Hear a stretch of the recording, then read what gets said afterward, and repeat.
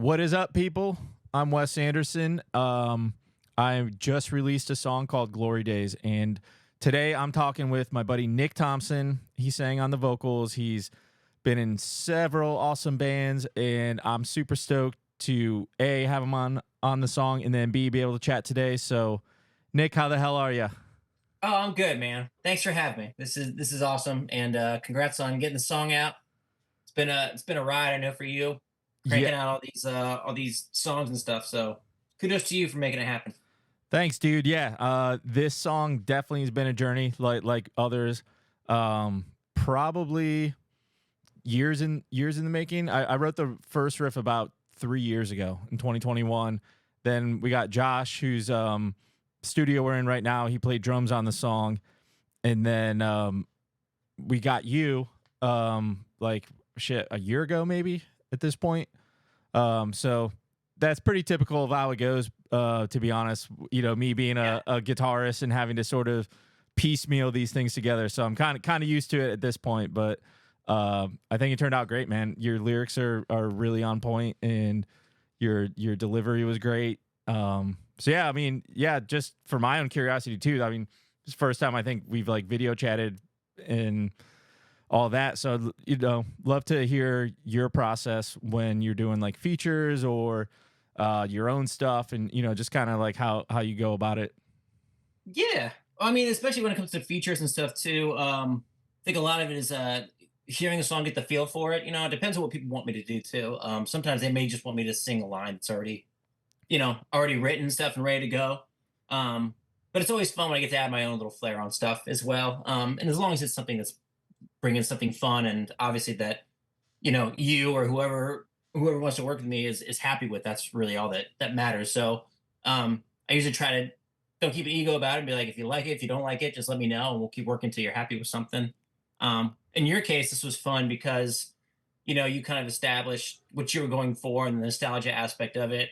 So it was fun for me to get my mind in the process of going back to those early 2000s, even late 90s with my middle school and high school days, and pretty much my musical awakening for especially in the realm of pop punk and stuff.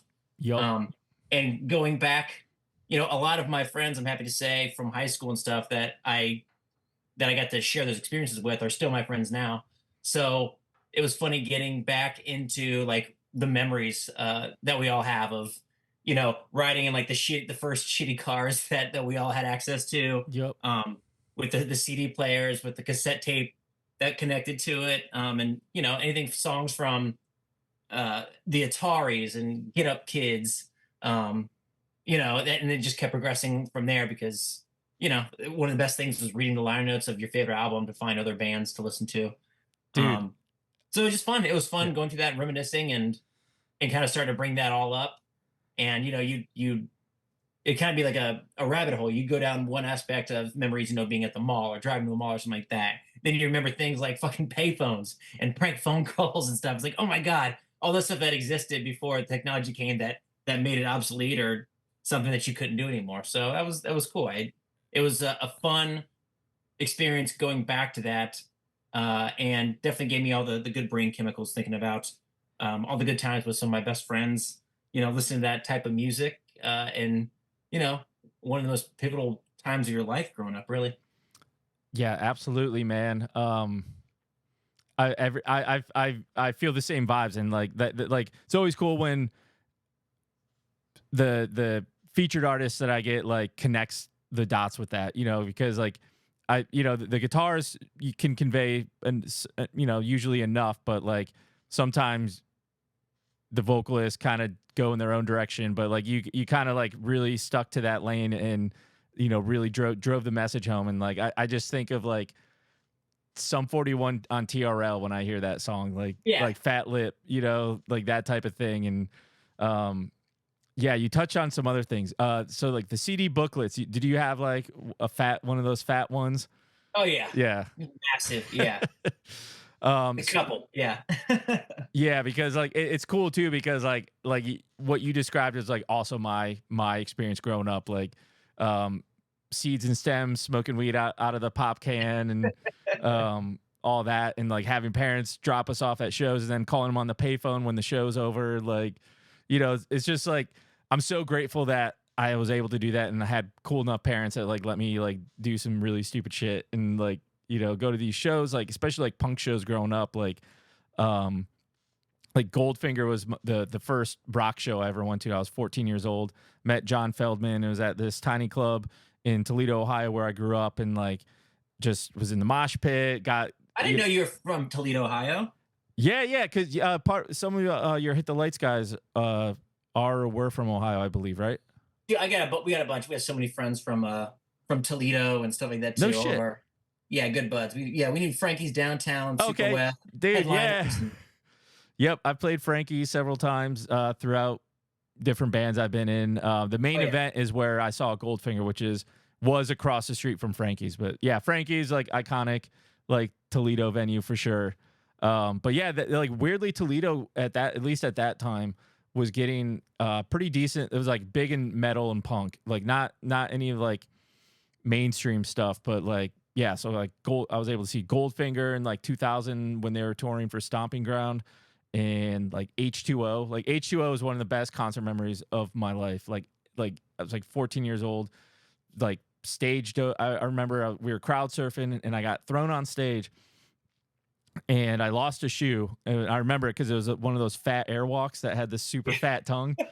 Yeah. And I was like, oh, I don't have my shoe. And someone's tapping me on my shoulder. It's a freaking bassist. He stopped playing to hand me my shoe. And I would just like look up at him like starstruck, and then I see the security guard at the side stage like waving at me to get the fuck off stage, and I just like panic and then just jump back into the crowd and like stage dove, and I was just like, this is so much fun. Yeah, it's a core memory too. That's awesome. That's amazing. Yeah, man. So yeah, what were some of like beyond Get Up Kids and all that? Like, where did you grow up? Were you from Ohio too, or? Yeah, so I grew up in Sydney, Ohio, Oh, which is okay. about an hour and a half. We're all on 75 there. Yeah. So yeah, it's like an I don't know, maybe almost 2 hours south of Toledo. But it was it's still the city of Sydney, but we didn't have malls or anything like that. We had to travel for all the malls. So our scene was Dayton, Ohio. That was the music scene Okay. there. Yep. So we'd have to steal a parent's car, something like that, drive down to Dayton. A lot of times Dayton had a huge hardcore scene at the time, and pop punk was kind of coming around too. There was a band called Phylum Idiota at the time that was like one of our favorite bands. Whenever there was a Phylum show, we were down there, and it was just fucking crazy. But Dayton was a nice puppy. You need an alarm for every time the puppy comes in, dude. Like, there it is. Hey, pup. Love this Sweet song. baby. But yeah, Dayton had an excellent scene where it was all mishmash. Like one floor show at the Knights of Columbus Hall was, you had your metal, hardcore punk, all those bands all kind of putting their shit together just to make one blowout show. Right. And then through that, I started my first band. I think maybe it was like I was like a junior in high school, and me and my friends, we started our band. We were listening to Blink-182 and Unwritten Law, and like I said, the Ataris.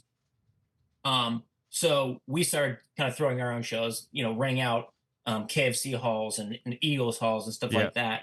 And there was nothing to do around us anyway. So it worked out where, we didn't even have skate parks or anything. So we'd be skating around and get in trouble with cops and stuff like that. So when you would go and pass out flyers for like a show at your school, a lot of fucking people went because there was nothing else to do. It was like, oh, that's what's up. Let's go do that.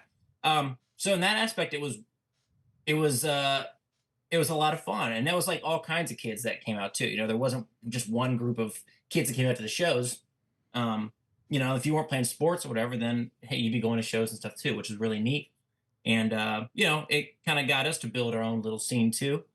And that's a lot of times, especially with Hit the Lights, especially when they first started out, Omar in particular stuff. That dude would go to malls and hustle the shows, and he blew up Hit the Lights in the Lima community to the point where we were getting like 700 kids a show in Lima. No Yeah. shit.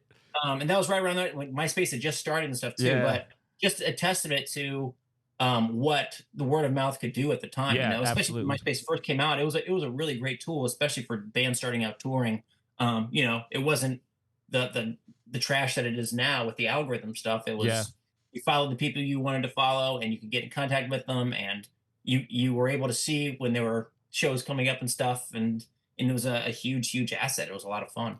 Yeah, man. I discovered a lot of bands from MySpace over the years. That was like the only like social platform that actually like delivered value in terms of marketing bands and like just Yeah. and Did you like do any of the Pure Volume too? yeah, pure volume. Yep.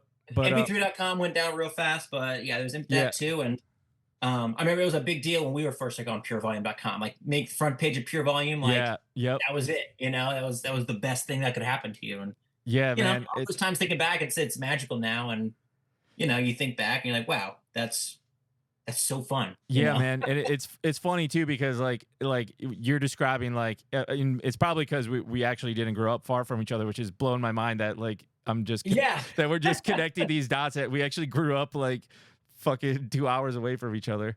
But yeah, so same vibe like in my area, like in my high school band, we would just throw our own, we would like befriend other bands, throw house parties.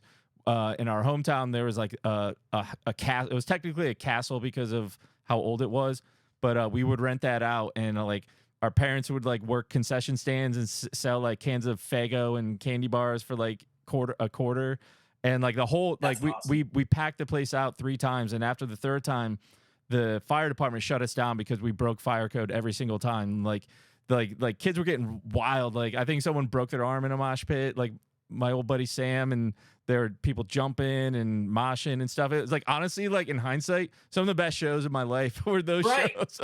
Like Yeah, you think great, back, you're like, that was amazing. great draw, great crowd engagement. People were fucking coming out. Like it's like man, I didn't realize how rare that would end up becoming. But Right? Yeah. Like, you had it, and that's what, happened when I was thinking about getting back to these lyrics for the song and stuff too. It's just like you just keep unlocking these memories that you had in your head. And it's like, it was a beautiful yeah, thing. You're like, wow, that's fantastic. What an awesome memory to have. And like what music does, then it brings back those feelings and those yeah. smells and all that stuff. And it's just that's magical. I love that.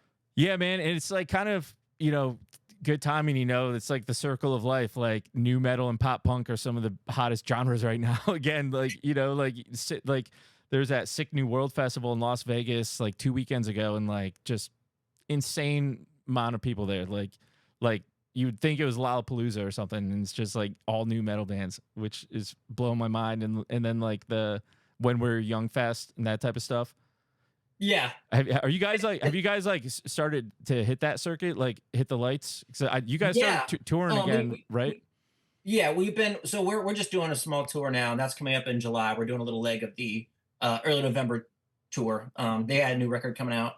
So with us right now, it's going to get easier as time goes on, but especially we've got some of us have kids and stuff too, so and full-time jobs, so it gets a Yeah, little harder to make time for that. But we're getting to the point now where we can kind of start to make a little time for that. In yeah, this case, we had a little over a week where we could commit to it and go out with early November, which is awesome because we love those dudes. So it's really we're kind of starting to step foot in that again, kind of just enjoying being a band, if we can, and when we can, when everyone can do it, because we all live in different states, and it's so hard to get us all together. So we'll get offers and stuff to do things, but at the end of the day, it's expensive for us to get together, especially with how expensive travel is and backline and accommodations and all that stuff. So for us to go out and not lose our asses on something, and it's usually got to be a couple dates or something, or yeah, a really large amount of money that I totally understand people can't afford to pay. yeah, Um, yep. but like I No, said, we'll do what we can, and this is just fun, right? It's a thing. I think we're all just grateful to have the experiences we did with Hit the Lights, and so when there are opportunities that come up that we can do it, we're just gonna take them when we can, and just be super grateful to be there. And yeah, and we'll go from there. yeah. You never know what can happen too. Maybe you guys get back in the studio and have a new album, and then a lot more festival offers come, and then it can snowball Mhm. fast. Like um, Absolutely. one of the newer artists I've been collaborating with on some songs I'll release later this year is the singer of Taproot. Do you remember them? They're from Ann Yeah, Arbor. absolutely. Yeah. Yeah. So one of my, growing up with, I grew up with them, going to their shows, and he's become a friend, Steven Richards. We have two songs that we're working on together, and they have seen like a really cool comeback. But like he calls it like the PTO tour because they all have jobs, and so like they can only tour as much as like their PTO allows, and so they're doing like the weekend warrior things. They did that Sick New World Festival, played to like fucking 10,000 or 5,000 people. But like, Right, what a cool experience just to get to, take a break from your regular job now too, and just all of a sudden you're just launched yeah, back into that world for a little bit. and it's Tuck your like, head in for a second and then kinda go back out. It's strange, but and it's awesome. and they kind of like stepped away from the scene altogether for like almost a decade. Dropped a new album last year. It's like a killer record, like classic Taproot. And then all the show offers started coming. Got the guys back together. And also, I think, and this may be relevant for Hit the Lights, is like when you step away for a while, you kind of have all this pent up demand. So like you haven't like saturated your audience as much. So like, usually those types of like reunion type shows are usually pretty popping because like who knows when these fans will see you again or if ever, and haven't seen you in forever, and like get to hear the songs again that they love. So it's a Yeah. really cool thing to see. And it's like, I don't know, it's just in my universe, I don't know, maybe it's just getting older, as I get to know more artists, it's like I'm seeing that story play out again and again with like other bands, and it's like really cool to see. Yeah. Well, a lot of it goes hand in hand too with a lot of these kids. Like I still say kids for shows anymore, and that's totally inaccurate. But the truth is, a lot of them now, like their kids are getting older. Like their kids are getting older and Yeah. stuff. But they don't have to be home a lot. They got time. They can go out. They can have their little nostalgia, fest with some tours going around and stuff. And that's really it's those former kids and fans are starting to get their time back. Um, and so when that Yeah. stuff comes around, like Hit the Lights, we've always been terrible about business. We never even even when we took like the hiatus we did, we never announced it or anything. We're like, why? We're not breaking up or anything. We'll be back. But it's like business wise, we fucking should have done the last shows. Like how many times have you seen these bands now? They're like, how many last tours are they Yeah. playing? Right. Dude, it happens all the time. Yeah. Like, we're just fucking idiots. We just didn't want to be, we just want to be honest about it and be like, yeah, we'll be back. It's fine. Don't worry about it. Like I said, that's just a testament to how bad we are in business. I mean, it's also authenticity, so you can call it that too. Um, Yeah, like I said, it didn't feel right to us, but we definitely could have handled that better. Um, but we're very aware now too that we're not looking to oversaturate anything. We appreciate that people have still listened to us as much as they do, and when we do things in the future, we want them to be special. We want them to be something that we can share with our fans together, and just be grateful that uh, we had the time and experiences that we've had with each other in the first place. So it's all good. yeah, It's all good. absolutely, man. And it's funny too because I've like Josh first introed me to Thief Club, your other project. So if you're listening to this, look up Thief Club on Spotify because I forget what the name of the song was, but I was like this guy, like this is my vibe, like I heavy riffs and cool melodies, and it's Yeah. like that groove metal vibe. And then um so that's that. I mean, I when I first reached out and we first started talking, I had not admittedly not listened to one Hit the Light song.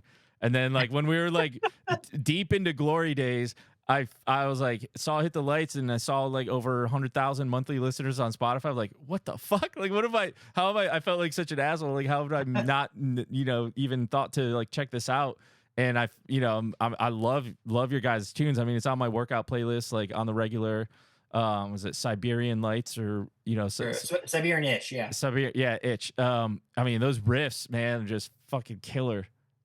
Yeah, that's definitely something. Growing up, I grew up in the '80s, so like I loved the hair metal aspect, and then grew up in the '90s. I love my new metal, Yep. along with my pop punk and stuff, but just Pantera, anything from there too. Like Hell yeah. I've always loved that groovy stuff. Kevin, our guitarist, is also big. Has always been big into the grooves, even like Filter. That kind of Yeah, man.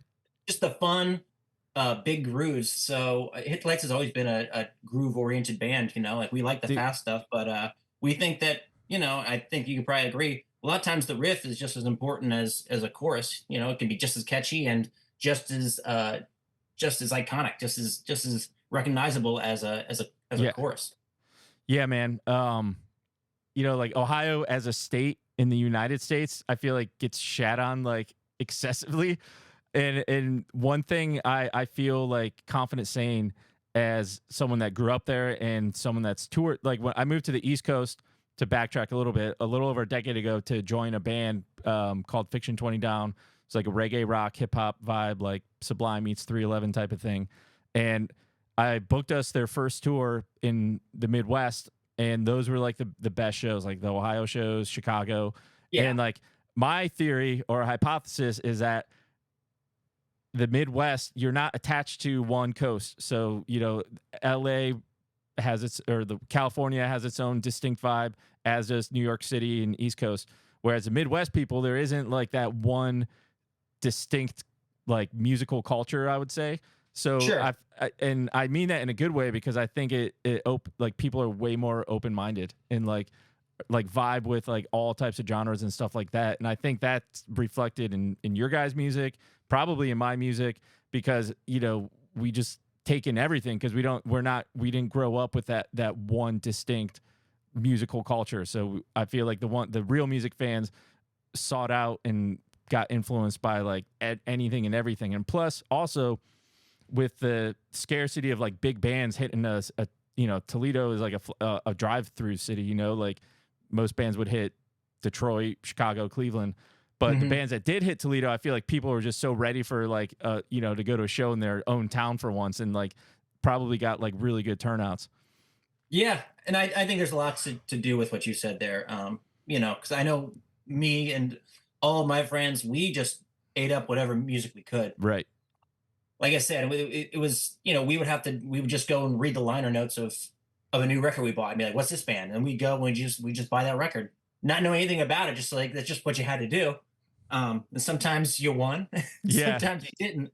But it was just there was that hunger there for, like I said, anything that gave you that feeling, And I still, to this day, I don't think there's. I think a lot of people could agree with me that the best feeling in the world is discovering that new artist, Yep. that new band that you love, and finding that music that you're just like, oh, this is my shit. This is it. Having that feeling. I think it's right up there with being in love for the first time. Stuff. It's same chemicals happening. It is. So yeah, and being from Ohio, like you said, where you're just bored to death half the time too. Um, you're more than happy with what comes your way, and stuff that gives you ideas. And a lot of it too, especially with Hit the Lights, came from uh, giving a desire. Hey, where's the puppy alarm? Yeah, all right, cool. But it came with wanting to get out. That's the only reason we went on the road and stuff too, is because we knew we couldn't stay there. You Yeah. know, to get out, and that was what pushed us, is being in bumfuck Ohio. So Yeah. I don't think that No, Hit the it's Lights would be the band we are without that. yeah. Absolutely. So when did Hit the Lights form? Hit the Lights formed in 2003 as a four-piece. I joined on as a fifth member in 2004, and yeah, from there we released an EP called "Until We Get Caught" in 2005, and that's what kind of set in motion all the things that got us, I guess, to where we are now. Yeah. So when that happened in '05, where things started to take off, like what were like the drivers of that growth? Because like '05 is like sort of like the bridge where Facebook, I think, launched in '05 maybe. Hmm. So it was like social media was starting to become a thing. There were some decaying record labels that were still kind of a thing, and radio. I don't think Sirius XM was around there yet either. So like what was kind of like the drivers of that? The driving force was, well, as I said, one was getting out of Ohio. I remember our main goal was we wanted to get charted on the Smart Punk website Okay. for our EP, and we wanted to sell out a show in Chicago, like at a KFC hall or something. That was like our main goals. Nice. Um, but once we released the EP, and obviously with the help of sites like Pure Volume, Smart Punk, we ended up making, like, we were like number one on Smart Punk. And from there, that's kind of what made people start paying attention. We started to get a nice following around, obviously, the Ohio area. Chicago was a huge city for us, as well as Michigan areas like Grand Rapids and stuff Yep. like that. Um, so we started, I guess, just playing shows around there, and they just started getting bigger. Kids are paying attention. Oh, they're singing the lyrics now. The kind of gradual thing where you see something happening, and then you start to get emails and calls from labels and stuff. And that's kind of how it happened. And when you're in the moment, no, it was still insane for us what was happening. Like we were getting calls from like Pete Wentz and stuff like that, Nice. trying to get us like signed like Full by Rom and stuff. And it was a magical time. It was like holy shit, like this is happening, but it could go either way at the same time. We didn't have like stars in our eyes, like we're going to be huge or anything, but we were like, we're going to be a signed band. Like, are we going to be able to do this for real? Yeah. And that in itself was all we wanted because we all had shitty jobs and we all wanted to do that. That was our main thing. Just like, we'll do what we have to do. And I think that we were a band too that just brought it live. So no matter where we were, what show we were on, like we were out there giving it our 110%, and people will react to that and understand that. So I think we just made sure that every show we played, we just gave our all. And then when we came back to that city, there were more people for us, and then that just kind of spiraled as well. So a lot of things all coming together. But we were definitely working hard. We were busting our asses to make that happen too. Yes. So when you say get out of Ohio, do you mean actually like move the band or just sort of like start getting shows and like Just tour. Yep. yeah, Just yeah. be on the road. And we would be on the road. When we first started, like we would self book. Omar did a lot of self booking through MySpace. Um, and so you'd have shows fall through and stuff, or we'd just be on the road. We'd be gone for like 2 weeks, and in that time, maybe play like 5 or 6 shows. Yeah. But in the meantime, just be sleeping in parking lots, Yep. Yep. hustling our CDs on boardwalks and malls and all that stuff too, and just trying to jump on whatever we could. Going to house parties, playing house parties and stuff like that. And that's one of those things too, where I think we got like $3 a day to spend on like food, like two McChickens and Yeah. a cheeseburger or something like that. And we made it out to even like California all on our own. And that was a really beautiful time in my life because I remember it was like the first time any of us Ohio kids were in California.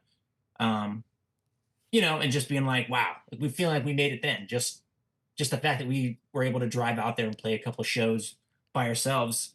Didn't have anywhere to stay. We'd just be sleeping on random people's floors every night. Yep. But there was still excitement there. It was fun, and we knew that we had something special. Um, so speaking of those CDs and stuff, we've got our playlist of all the songs we used to listen to, and our CD booklets on that road trip too. Like so many, unsigned bands that are long gone from now and stuff. And yeah, it's awesome. And again, that's hearing that music now will always take me back to those times where just had no idea what we were doing, but just knew that it was right. Yeah, man. Yeah, it's so exciting. Did you guys end up signing with Field by Ramen, or did you go with a different No, label? we Or ended up going with Triple Crown Records. gotcha. Who? It was a What were hard some of the? decision, but we made the right decision too. Fred Feldman from Triple Crown is hands down the best dude in the industry, and we wouldn't exist without him. He supported us in the lowest of lows, and just amazing dude. So it's always nice when you can look back and be like, "Yep, you made the right decision there." Yeah, I'd have to imagine Field by Ramen was pretty tempting though, because that was one of the labels like my old band. That was like one of the, you know, like kind of cool modern new label that Oh yeah, oh yeah. I mean, and then we would have been happy going with them and stuff too. We just had to kind of do at the time what we felt was right for us. And who knows, we might have done a lot better on Fuel by Ramen. You'll never know, but I do yeah. know that Fred Feldman, like I said, the owner of Triple Crown, he showed his true colors many times, and always reinforced that we made a great decision. Nice, man. Um, just speaking of Ohio venues and like for Hit the Lights, have you guys booked I think it's called West Side Bowling in Youngstown? No. I would check that out. I played there once, but a lot of bands in like the reggae rock scene. I mean, even for Treehouse, which we can talk about too. It's like a 700 person room, I think. But Oh like, wow. that But wait, so it's a bowling alley too? yeah, it's like one of those like bowling alley music venue concepts, like kind of like super hipster vibe, but it's cool. Yeah. All right. I'll noted. Put it in my Yeah. brain. But yeah, so flash forward to present day, you are I know at least playing in a band called Treehouse. Um how's that, or like you want to talk about that, or like what's that like? Uh, yeah. So Different Treehouse vibe is from a pop punk. yeah, it is. So I You're a moved. reggae guy My now. wife my wife is from Myrtle Beach. She born and raised in Myrtle Beach. So obviously when we started seeing each other and wanted to move in together, I wasn't going to make her come up to Ohio. I don't think she would have anyway, which I don't Yeah. blame her. It was an easy decision to go down to Myrtle Beach. So obviously she had a lot of friends down here. One of those friends was a guy named Jeremy Anderson, who she had literally grown up going to school with. And at the time, he was playing in Treehouse. They were doing some stuff on the road, and he had a new girlfriend named Danielle, and they were trying to find a place to live at as well together. But him being on the road and stuff too, it really wasn't the best situation, especially like financially and stuff. So we figured out that okay, Lee and I and Danielle and Jeremy will get a place together, and that way when I'm on the road and Jeremy's on the road, at least the girls will be together too.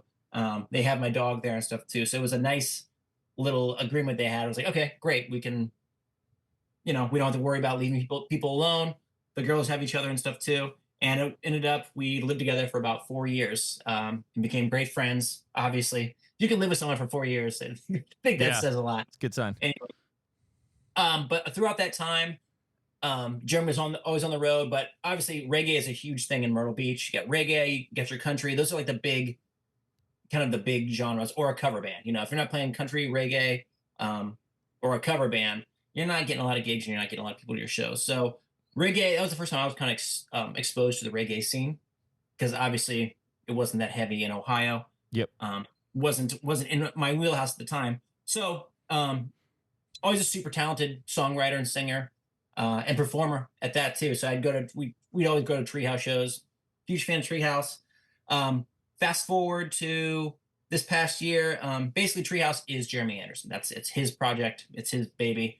And they were having trouble finding a bassist to do a couple.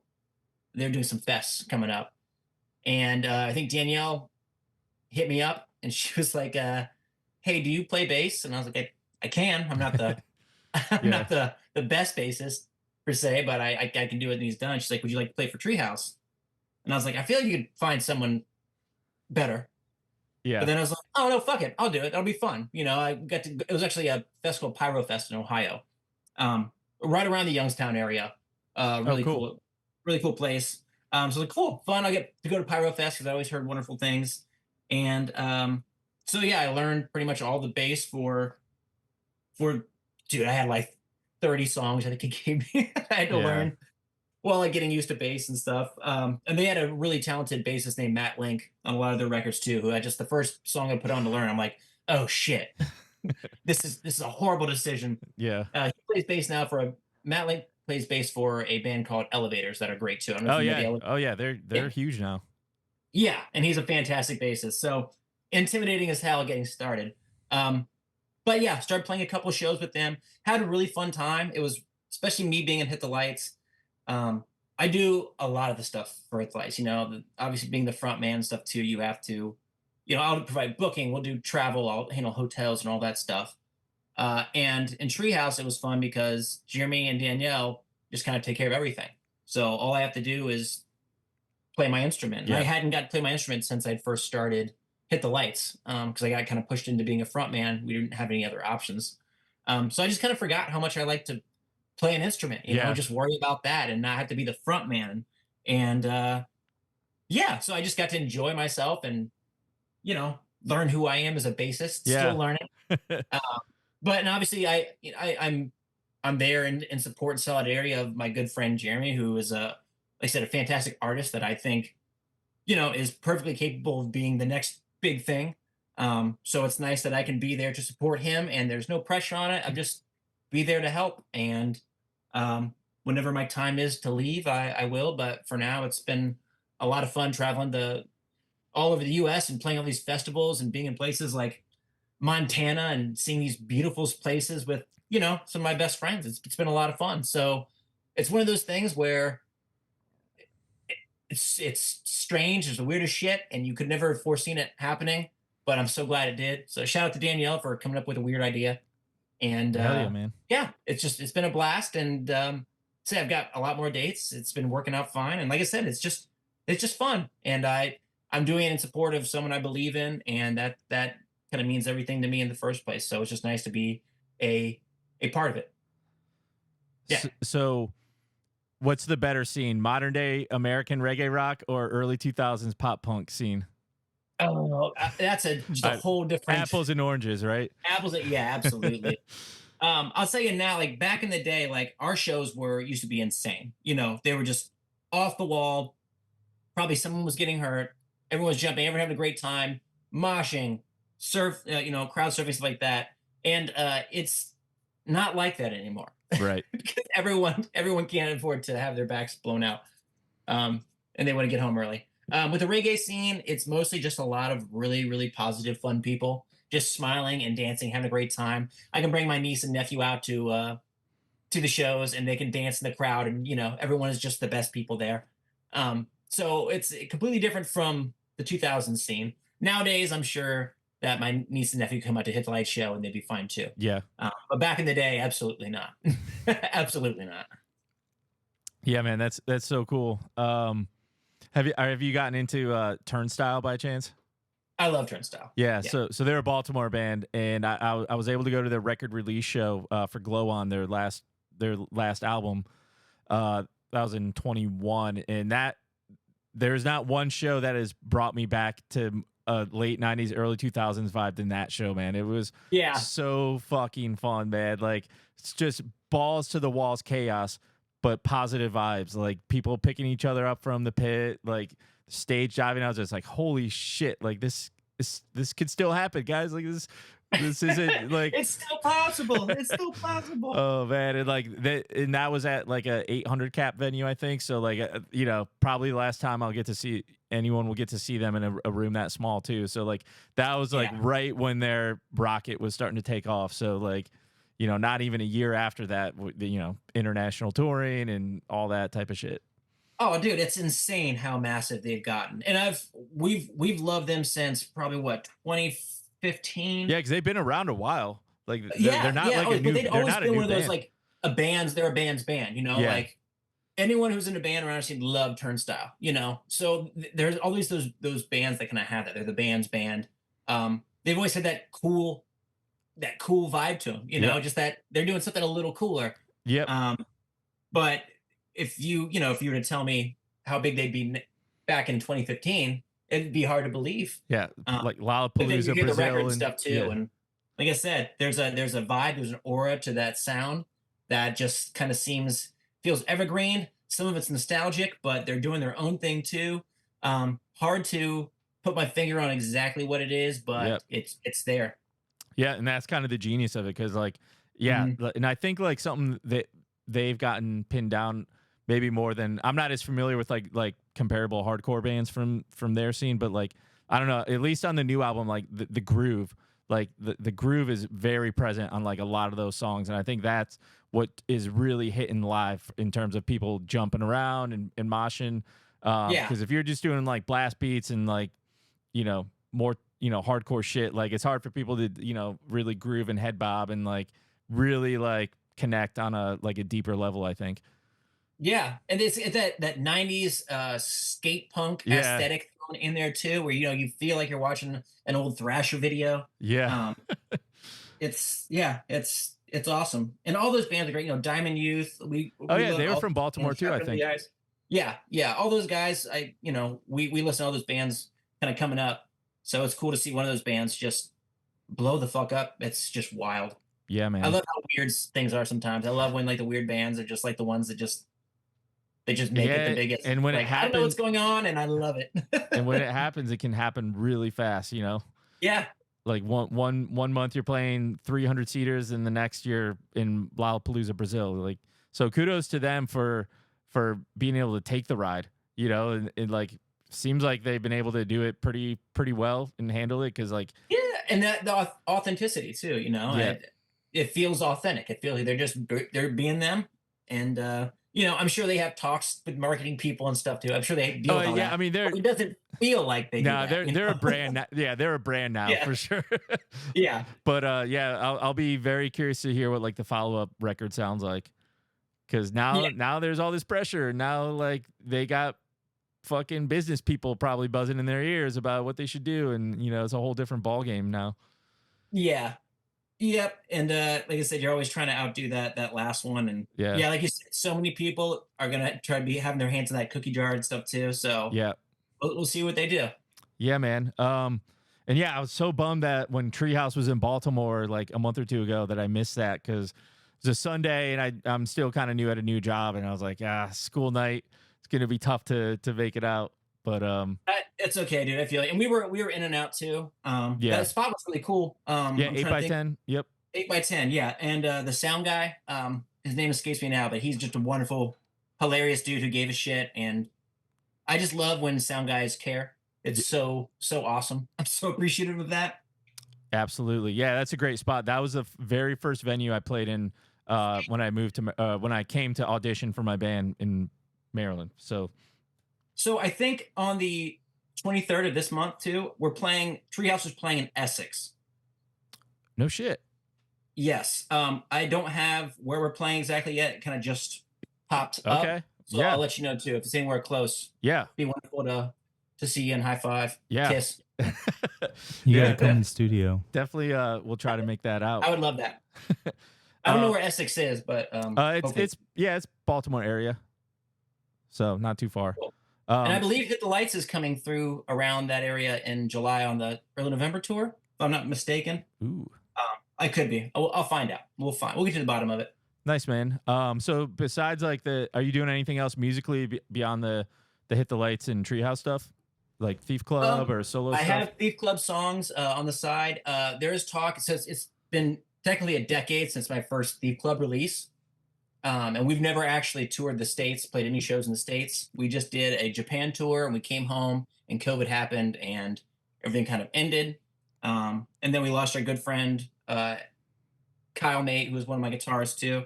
So kind of put a kind of chokehold on anything that Thief Club wanted to do, but there is talks of maybe probably doing Ohio or Chicago show, maybe this fall of doing kind of like a little 10-year run with my Thief Club stuff. Just because I feel bad that the people who listen have never got a chance to experience those songs live, and I feel like I owe it to a lot of people to at least try Yeah. to play that stuff live and have a night together where we can all kind of say thanks Yeah. to each other. I feel you, man. Like a bucket list 2024 item for me is to get a live band together to play these songs out, which Yeah. it's a tall order.